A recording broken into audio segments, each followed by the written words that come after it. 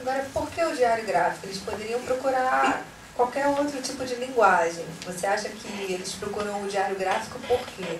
Porque é uma nova linguagem? Porque o processo criativo ele tem maior abertura? Eu acredito que procuram o diário gráfico principalmente pela maneira como ele é apresentado. A gente fala estratégias de desbloqueio criativo onde se usa o livro como suporte.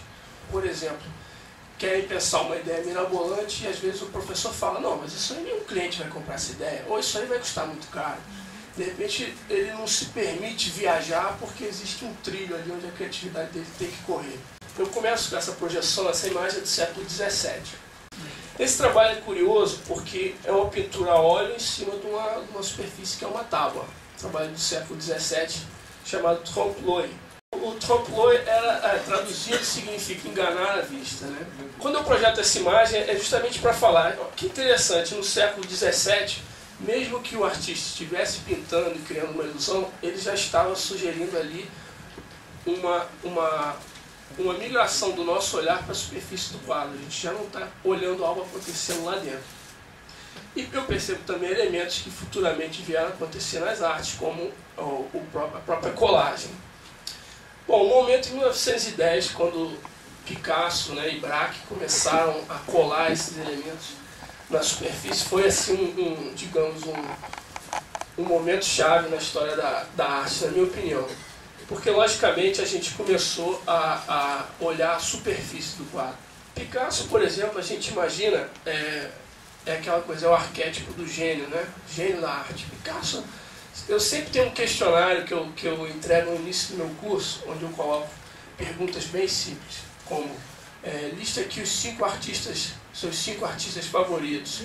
E aí as pessoas descobrem na primeira aula, estou completamente bloqueado, não consegue nem listar 5 artistas. Bom, o Picasso, a gente parte daquela ideia, né, gênio da arte e tal, e imagina que diante de uma tela em branco ele simplesmente atacava aquilo e começava a pintar.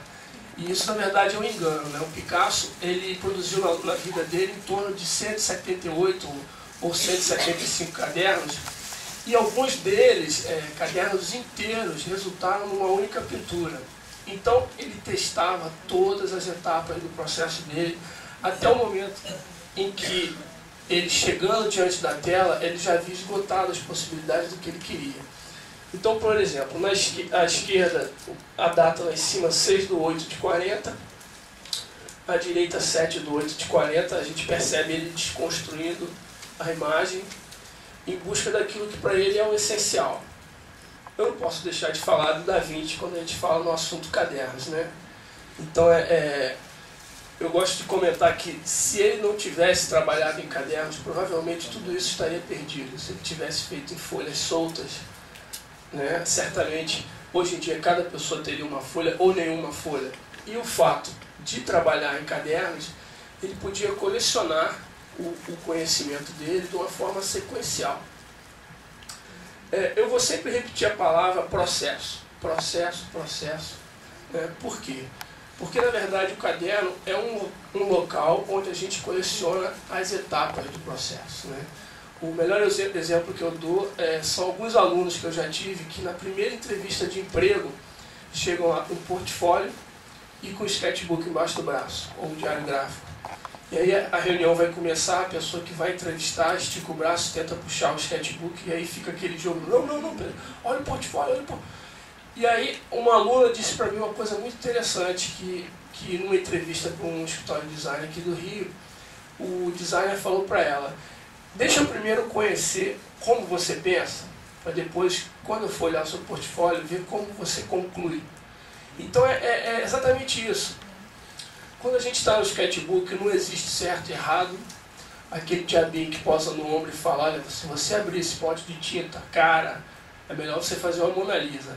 A gente dá um peteleco e realmente se permite colecionar experimentações.